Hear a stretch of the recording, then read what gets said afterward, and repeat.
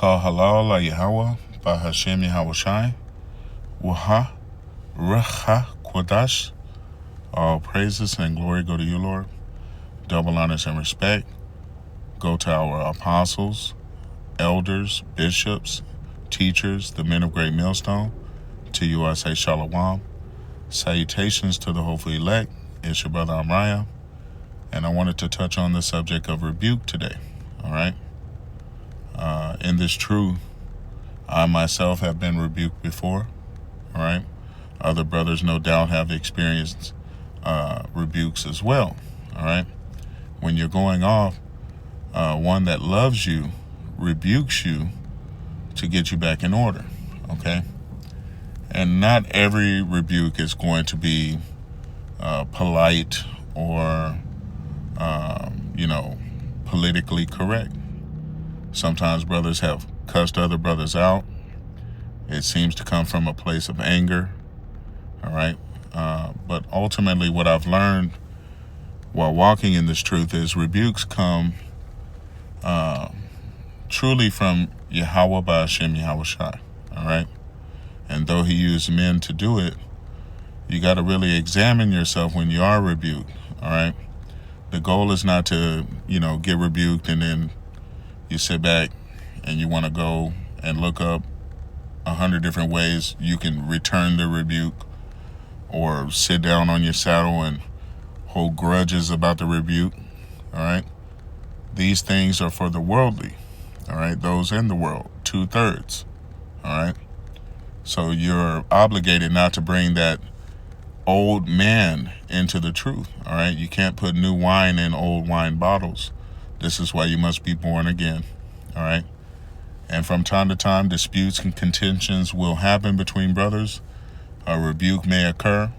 When that happens, you got to examine yourself, not try to look at how you can get your get back, which I've seen over and over again in this truth. All right. And for this, I put together a few scriptures for you to go ahead and bring this point home. We're going to examine this in the King James Version right now.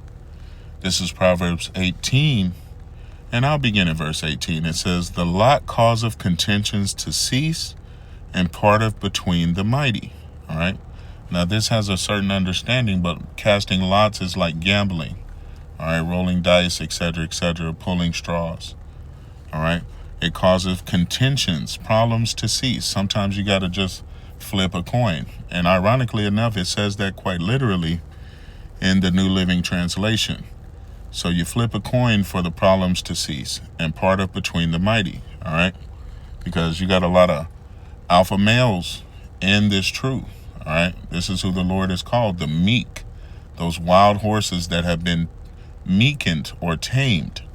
All right. And brought into the fold, who have become new creatures. But verse 19 says, "A brother offended is harder to be won than a strong city, and their contentions are like the bars of a castle." All right. And, they put up these walls of defense after they have been offended. All right. They are harder to be won than a strong city. And 9 times out of 10, what happens in this truth is once rebuked, all right, your heart's hardened and you try to, you try to put up your defense now. All right. You don't want to hear it anymore. Now you're offended by the brother. The brother can't tell you anything else. All right. Because the brother doesn't know what he's talking about. But the rebuke comes from Yahweh by Hashem Yahawashi. All right. A lot of the times this is an opportunity for one to examine themselves and purge away whatever flack or slack is in them. All right. The impure metals. Okay. And you should examine yourself. You should examine the rebuke. All right. Whether it be accurate or not, whether there's something in you need to change. But getting offended is the wrong response. All right. And I'm saying this to all of you brothers. This is not speaking to anyone in particular. But if you need to hear this, you need to hear it. All right. It's not an opportunity for you to come and rebuke someone who rebuked you, all right, or to hold a grudge or hold an issue, okay? The thing is, you're supposed to examine yourself and see whether these things be true. And if they are, you got to fix them, okay? But rebukes, they're for the wise. They're not for fools, all right? Why even waste your time on rebuking a fool? Matter of fact, we can grab this one in Proverbs chapter 9, okay? Verse 8, Proverbs chapter 9. Actually, I'll begin at verse 7. It says, he that reproveth a scorner getteth to himself shame, and he that rebuketh a wicked man getteth himself a blot. Reprove not a scorner, lest he hate you. Rebuke a wise man, and he will love you. Right. All right. Rebukes are for the wise. You go wasting your time rebuking a scorner, and you're going to get to yourself shame. All right. Because they're going to want to insult you back. All right. So be careful, if you're a true man of the Lord, not to want to exchange insults. Okay. And in the heat of the moment, this is going to happen. In the heat of an argument, you may exchange insults right then and there. Once cooler heads prevail, you got to examine yourself. Period, point blank, end of discussion. All right. But after that examination, if you want to still trade insults, that rebuke was wasted on a fool. Okay. So don't be a fool in this truth. All right. Verse 8 again, reprove not a scorner, lest he hate you. All right. They're going to hate you after you reprove them or rebuke them. All right. This is 2/3 of the nation of Israel. What happens when you're out here on the highways, byways, and hedges, and you show your people their sins, and they blow up? They don't want to hear that. All right. So those that have come into the fold, into this truth under Yahweh Ba'ashem Yahweh Shai, under the true names, you can't respond this way unless, in fact, you're a cosplay. You saw this as an example with Alazar, all right, Guerrilla Hebrew, all right. When he got exposed, he went directly after the men under him and around him, okay. And now he's gone a completely different direction, truly double-minded, unstable in all his ways. Gangbanger Hebrew, you know? Well, I got a newsflash. A lot of you in the truth that are faking the fun are going to get exposed as well, because you're also double-minded, all right? You got into this truth for reasons other than glorifying Yahweh Shai. Yahweh Ba'ashem Yahweh Shai, all right? And your true intentions are going to get exposed, and when they do, everyone will point, mock, and scoff and laugh at you. But if you rebuke a wise man, he will love you. All right? Why? Because you just made him get better. All right?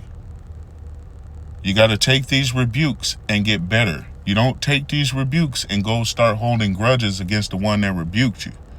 You got to take these rebukes and get better. All right? And they're going to come in the truth from time to time. I'm not above it. Hey, Peter, Peter, which is King David reincarnated, was not above it. All right? You got to swallow that pride and receive instruction.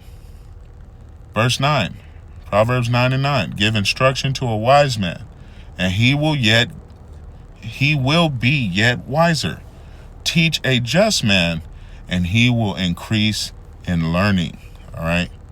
Now going back to Proverbs 18, and I'm going to grab this in the New Living Translation as well for edification, okay? Verse 19, Proverbs 18:19, a brother offended is harder to be won than a strong city, and their contentions are like the bars of a castle.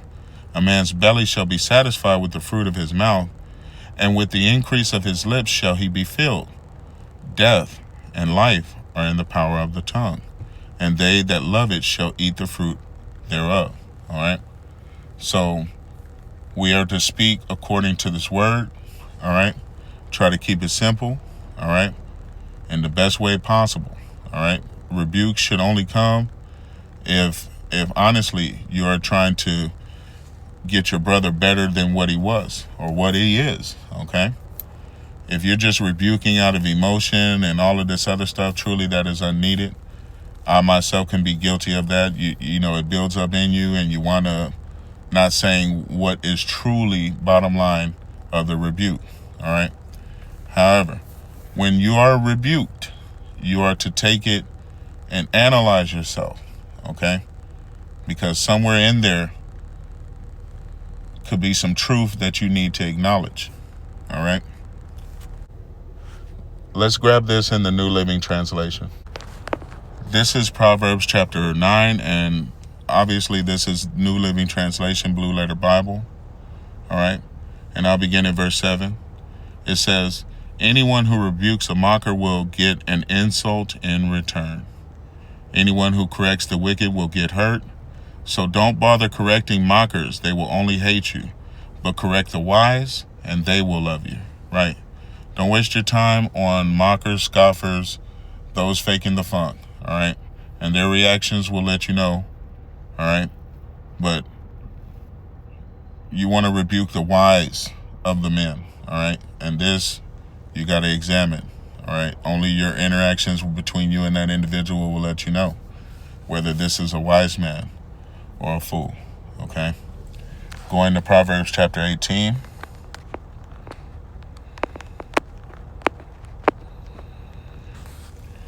New Living Translation. And we're going to scroll down to verse 18 again. It says, flipping a coin can end arguments. Right. It settles disputes between powerful opponents. Verse 19, an offended friend is harder to win back than a fortified city. Arguments separate friends like a gate locked with bars. Wise words satisfy like a good meal. The right words bring satisfaction. So be careful when you're rebuking people. All right. You want to rebuke them according to the word. All right. Anything else is not edifying to your brother. All right. So you want to make sure that you're aligning. Some brothers like to grab a couple scriptures and really thoughtfully, play out their rebuke to you. All right. Through the scriptures, playing that new song for you. And that's okay as well. But make sure that you're not going overboard, being over righteous with your rebuke. All right. Wise words satisfy like a good meal. The right words bring satisfaction. The tongue can bring death or life. Those who love to talk will reap the consequences. Right. Now going back to the King James Version. And I have one more scripture I'm going to grab for you. This is Ecclesiastes chapter 7 and verse 5. It says, it is better to hear the rebuke of the wise than for a man to hear the song of fools. Right. All right.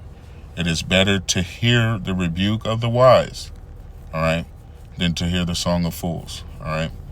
Beware of those who want to satisfy you, pillow talking and all of this other jazz that goes along.